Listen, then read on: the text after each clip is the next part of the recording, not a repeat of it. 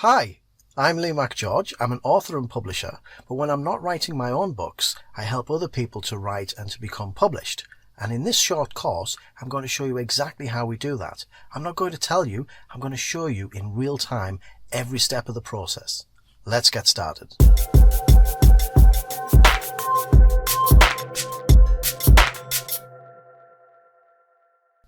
Okay, so here we are in the writing studio. I have my word processor open and a blank sheet of paper. Now, I'm going to write a ghost story. I'm a horror writer. I've never written a ghost story.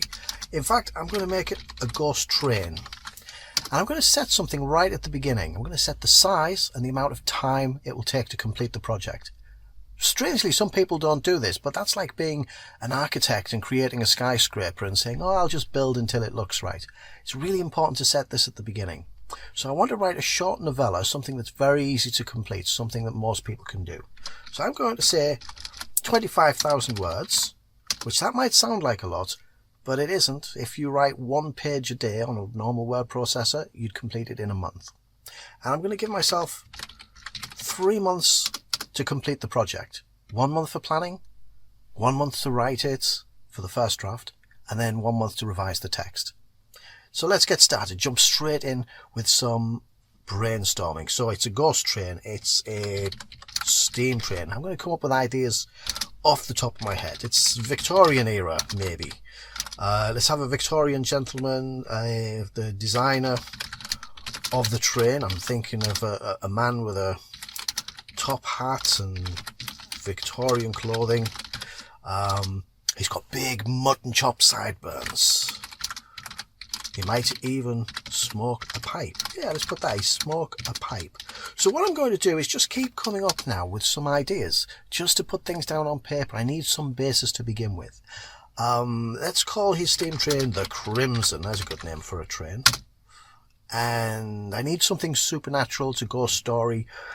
So I'm thinking of where they shovel the coal, the fire. Let's have a little boy made from burning coals. That could be a bit creepy. That could work. Actually, yeah, let's have flaming animals. Imagine you're on the train. You look out of the window, and what do you see? You see horses running past on fire, or trailing fire. We wouldn't burn horses. Running past trailing fire. It's like an illusion. It's an image that you hallucinate on this train. That's interesting. Now, the ideas that I come up with here may not necessarily be the ideas or the story that we finish with. One of my students, if I show you this one, I have a young lady called Neath Pierce who wrote a book called State of Sleep. And Neath was interested in governments doing things wrong. She was interested in stories like V for Vendetta and The Matrix, and she knew she wanted to do something about governments, and we came up with 3 completely different stories. One was about a man in the street who's approached by his clone who says, "You've got to run," and then the clone gets shot. Another story she came up with was about the government putting things in the water to make people, keep them docile. And her third story was a sort of time travel one where the government could change things in the past, but people had vague memories and they knew something was wrong, but they couldn't quite put their finger on it. And in the end, she went with the one of the government putting chemicals in the water supply. But the ideas we come up now, they might be used, they might not be. We just have to see what we get. So let's go back to the studio and come up with some more ideas. Now, ghost stories are by and large mysteries. The idea is you have something supernatural and at the end it's revealed. Supernatural. It's ghost. Where's the ghost? Maybe the train is a ghost. The train is the ghost. And let's say it can materialize and vanish at random. That's interesting. But why? Why does it do? We need to solve that mystery. And who is this man who created it? And what's this burning little boy? We might find a place for these, we might not. Let's say, Oh, what if when the train appears, people board it almost hypnotized?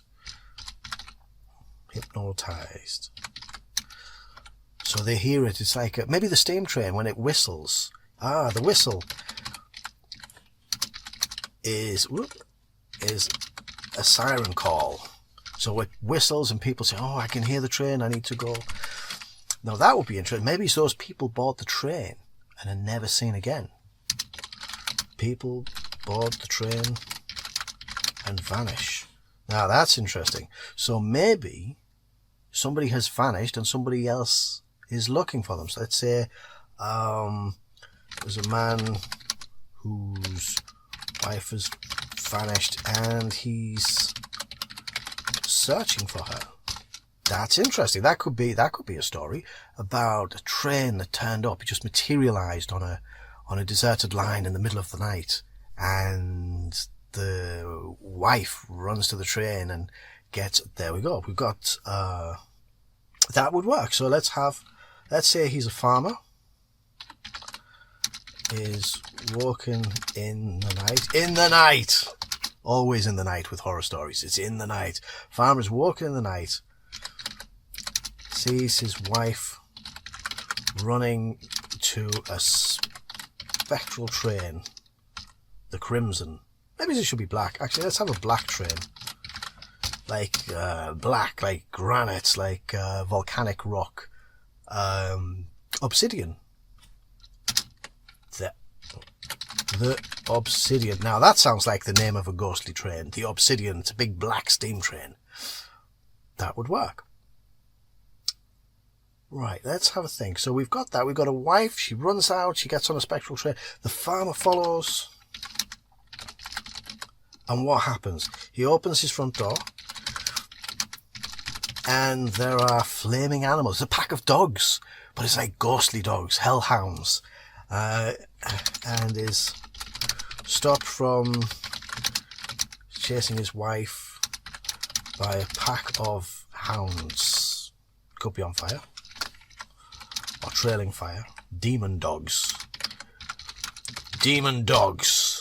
Now that's getting somewhere. That's parts of a story. So this is how we begin. We start brainstorming. We start putting things down. We have no idea where this is going to go. Now what will happen is we will develop these ideas into a short treatment. Now that's where we write a story over 2 or 3 pages. And from that, we'll then develop a scene list. So for a story this size, the scene list will have perhaps 30 or 35 scenes. And once we've got that scene list, when we come to write, we'll take the first scene, write it, and then put it aside. The next day we come back, write it, put it aside. And it should be about 1 page on a regular word processor per scene. So this way you avoid writer's block. There should be no thing as writer's block. If you fail to prepare, then be prepared to fail. So what we do in this preparation stage is we get all of the ideas, then we create the story, and then we make a real plan in the scene list. But there's one other thing before we move on. We need to figure out what this story is actually about. So if I go back to the studio, what we want to think about is the topic and the message. Now, the topic is the subject that we're exploring, and then the message is what you want people to think about when they finished reading. So let's imagine that the farmer's wife runs out. His topic, what he could be looking for, is to search for loved ones, or to search for the truth. That would work. And the message, what about if we sometimes it's better not to know the truth. That's quite a horror one. We've got a steam train, we've got a missing lady, we've got a husband who's searching for a ghostly little boy on fire, hellhounds. So we've got all these little elements now, but now we could actually focus on something and say it's about looking for people. It's about the quest for answers. Somebody vanished and you need answers and you can't let go, you can't move on. So that's something interesting. If it was just about a train or a ghost, it would be boring, but it's about somebody looking for something. And the message is, when ghosts turn up, it's maybe a good idea not to go looking for the answers. Now, in the next episode, what I'll look at doing is showing you how we create story models and how we apply story models to these basic ideas. We'll also look at characters. So until then, keep writing your notes, keep coming up with ideas, and we'll see you real soon.